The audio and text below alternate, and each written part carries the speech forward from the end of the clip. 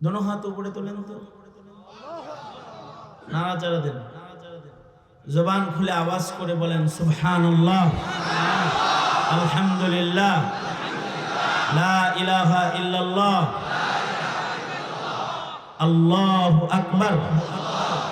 উঁচু স্বরে, জোরে সরে আপনাদের আওয়াজ এত জোরে করবেন যেন অন্য সব আওয়াজ যেন এর আশেপাশে বন্ধ হয়ে যায়। জোরে আওয়াজ করে বলেন আল্লাহু আকবার। মাশাআল্লাহ। এই মাহফিলের ডান পাশে যেহেতু রাস্তা আছে, এই পাশে যারা চলবে একটু সতর্ক চললেই তো হয়। এখানে একটা কাম হইতেছে, এখানেও এক কাম করতে করতে যায়। আপনার কামটা পরে করতে পারেন না? এতগুলো মানুষ, হাজার হাজার মানুষ এখানে বসছে, এদের দিকে আপনার কোনো খেয়ালে নাই। আপনি তো একটা ব্যাক করে পাগলা কারো দেবাটান বলবো যে হুজুর বেশি শক্ত কথা বলছে। বেশি শক্ত করে না বললে হয়?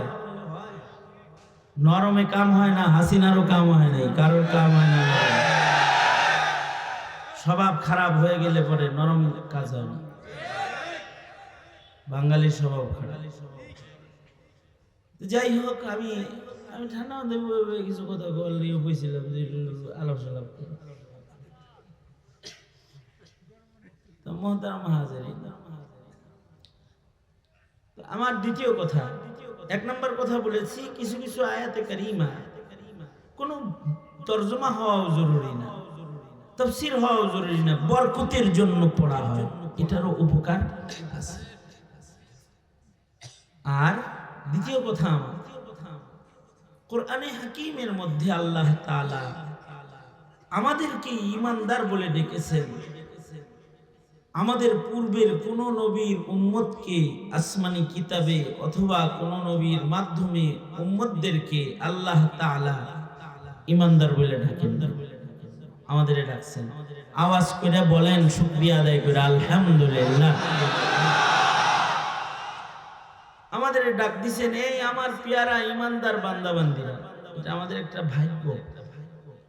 এই ডাকের মাধ্যমে আল্লাহ তাআলা আমাদের প্রতি আল্লাহর ভালোবাসা প্রকাশ করছে। আপনি যদি কাউরে ডাক দেন, আপনি যদি কাউকে ডাকেন, আপনি যদি নাম ধরে ডাক দেন, তাইলে মহব্বতটা ওইরকম প্রকাশ পাবে না যদি ডাকটা নিসবতে ডাকেন। দোস্ত বলে ডাক দিলেন, এই সুলাইমান, এই ইব্রাহিম, এই ডাকটার চাইতে ও দোস্ত, এই ডাকের ভেতরে মহব্বত বেশি, কারণ এটা নিসবতের ডাক। আপনি যদি আপনার সন্তানকে ডাকেন,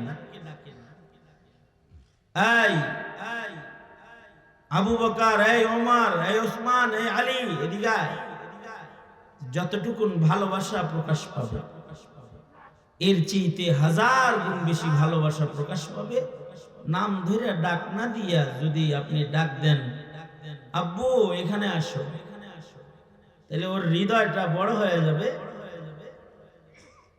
কেমন যেন বাবা তার সন্তানকে পিতার আসনটা দিয়ে দিচ্ছে, ভালোবাসাটা ডাক দিয়েই প্রকাশ করে ফেলেছে। আমার আব্বা জান রহমাতুল্লাহি আলাইহি, উনি আমার 3 বোন, এই 3 বোনের ওনার ডাকের স্টাইল ছিল, জীবনে কোনোদিন নাম ধরে ডাক দেয় নাই। ডাক দিত বড় আম্মু, মাঝে আম্মু, কুটি আম্মু, ডাকতো। আমাকে আবার নাম ধরেও ডাকতো, এই খালিদ এদিকে বলতো। আমরা এই আম্মু বলতো দেখে আমাকে আব্বার মার অভাব নাই গো, মস্করাও করতাম। কিন্তু উনি যে আম্মু বলে ডাকতো, এই কারণে মেয়েগুলা ওনার খেদমতে পাগল হয়ে যেত। ওই যে বাবা যে নিসবতে ডাক দিছে, এই ডাক তাকে আরো পাগল বানিয়েছে এবং মুহাব্বত প্রকাশ করেছে ডাক দিয়ে। আল্লাহ রাব্বুল আলামিন আমাদেরকে ঈমানদার বলে ডাক দিছে। আমাদের আর আমাদের রবের মাঝখানে আমাদের নিসবতটা হলো আবদিয়তের নিসবত। আমরা বান্দা আর আমাদের রব কে? তাহলে রবি যদি আমাদের ডাক দেয়, এই আমার পেয়ারা ঈমানদার বান্দা বান্দিরা, তার মানে আমাদেরকে তিনি কেমন যেন বান্দা হিসাবে কবুল করে নিছেন, এটা ডাক দিয়ে আগেই জানায় দিয়েছে। আমাদেরকে কেমন যেন তিনি তার জান্নাত দিয়ে দিবেন ডাকের মাধ্যমেই বলে দিয়েছেন। ভালোবাসা প্রকাশ করেছেন। আল্লাহ যে ভালোবাসা প্রকাশ করে ডাক দিল, ডাকের পরে তার কাছে যাওয়ান লাগবো না, পৌঁছান লাগবো না, ডাক তো দিল। পৌঁছার জন্য এখন উপায় কি তিনি তাও বলে দিল।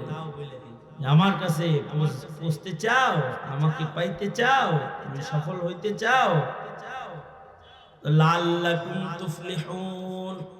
লাআল্লা ফি কালামিল্লাহি লিতারাজ্জিহি ওয়াল ইয়াকিন। আল্লাহ বলেন যে অবশ্যই তোমরা আমার কাছে পৌঁছতে পারবা, জান্নাত পেয়ে যাবা, আমার কাছে আসতে পারবা, তবে তিনটা কাজ করতে হবে। কয়টা কাজ? তিনটা কাজ। এক নাম্বার কাজ ইত্তাকুল্লাহ, আমি আল্লাহকে ভয় করি। এক নাম্বার কাজ ইত্তাকুল্লাহ। ইত্তাকুল্লাহ ইত্তাকুল্লাহ ইত্তাকুল্লাহ কোরআনে হাকিমে 30 জায়গায় আছে। আল্লাহ খালি বলছেন যে ভয় করো, ভয় করো, আমাকে ডরো, আমাকে ডরো, এই কথা বলছেন। কেউ যদি আল্লাহ পাককে ভয় পায় তো আল্লাহ পাক তাকে মহব্বত করে শুরু করে। ভয়, আল্লাহর ভয় সামান্য যদি কারোর মধ্যে পাওয়া যায় তো আল্লাহ রাব্বুল আলামিন সামান্য খোদা ভীতি কারোর ভিতরে পাওয়া গেলে তার জীবনের সব গুনাহ আল্লাহ তাআলা মাফ করে দেন। আল্লাহর ভয় পাওয়া গেলে।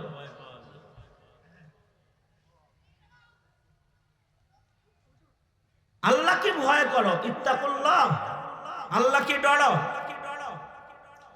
আমাদের একটা দোষ হলো আমরা সাপরে ভয় পাই কিন্তু আল্লাহরে ভয় পাই না। সাপরে ভয় পাই এটা প্রকাশ করি কিন্তু আল্লাহকে যে ভয় পাই এটা প্রকাশ করা জানি না।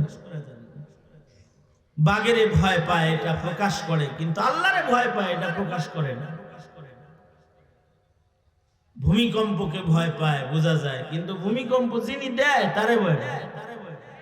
ভূমিকম্পকে অনেক ভয় পায়, ভূমিকম্প যিনি দিল তাকে ভয় পাইতেছে। গত 1 মাস আগে শুক্রবারে ভূমিকম্প হয়েছে সকালবেলা। পরের দিন সকালেই আমি মহল্লায় পাইচারি করতেছি, একজনের সাথে দেখা। উনি বলল দুঃখ করে কয়, হুজুর শহরে থাকা যাবে, এই শহরে বসবাস করা যাবে। কেন কি হয়েছে, শহরে কি দোষ করছে?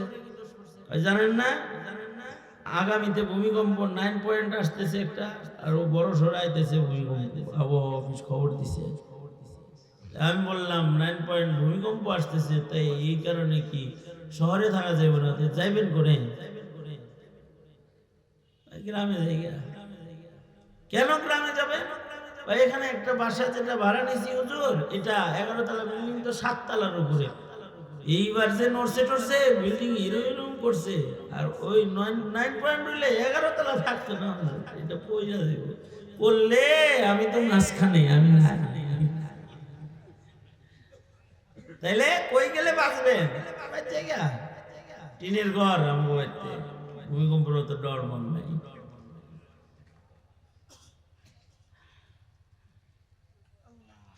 ভূমিকম্পকে ভয় পাইছে যিনি আজরাইল পাঠাইবো তার কথা একবার চিন্তা করে না।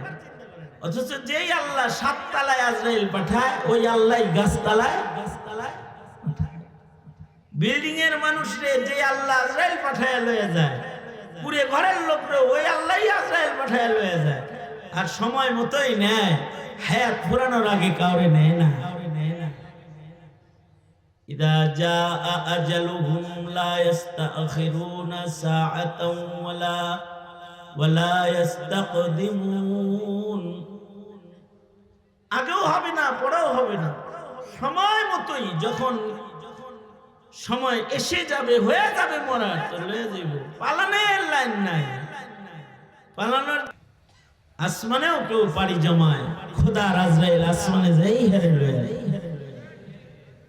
মরণ থেকে যতই পালাও মরণ তোমায় লইবে ঘিরি,